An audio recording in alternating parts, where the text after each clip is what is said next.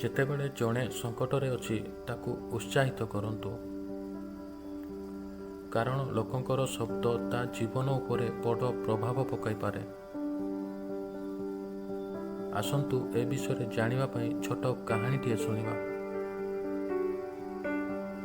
ଗୋଟେ ଥର ବେଙ୍ଗମାନଙ୍କର ଏକ ଗୋଷ୍ଠୀ ଜଙ୍ଗଲ ଦେଇ ଯାଉଥିବା ବେଳେ ହଠାତ୍ 2 ଜଣ ବେଙ୍ଗ ଗଭୀର ଗର୍ତ୍ତରେ ପଡ଼ିଗଲେ। ଏହା ଦେଖି ଅନ୍ୟ ବେଙ୍ଗମାନେ ଗର୍ତ୍ତ ଚାରିପାଖରେ ଭିଡ଼ ଜମାଇଲେ ଏବଂ ଦେଖିଲେ ଗର୍ତ୍ତ ବହୁତ ଗଭୀର। ସେମାନେ 2 ବେଙ୍ଗକୁ କହିଲେ, ତମ ପାଇଁ ଆଉ କୌଣସି ଭରସା ନାହିଁ।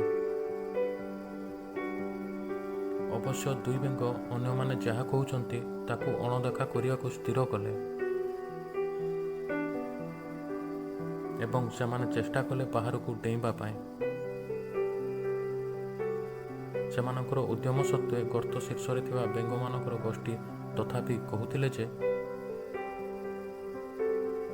ସେମାନେ କେବେ ବି ବାହାରକୁ ଆସିପାରିବେ ନାହିଁ। ଶେଷରେ ଗୋଟିଏ ବେଙ୍ଗ ଅନ୍ୟମାନେ ଯାହା କହୁଥିଲେ ସେଥିପ୍ରତି ଧ୍ୟାନ ଦେଲା ଏବଂ ସେ ହାର ମାନି ତଳେ ପଡ଼ିଗଲା।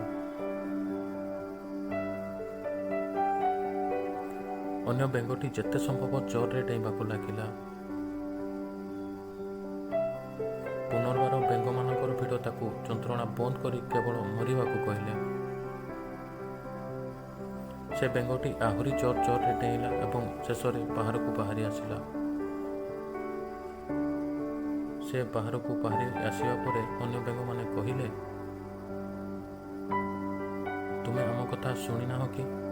ବେଙ୍ଗ ସେମାନଙ୍କୁ କହିଲା ଯେ ସେ ବଧିର। ସେ ଭାବିଲା ଯେ ସେମାନେ ପୁରା ସମୟ ତାକୁ ଉତ୍ସାହିତ କରୁଛନ୍ତି ଆଉ ତାର ଆତ୍ମବିଶ୍ୱାସ ବଢ଼ିଗଲା।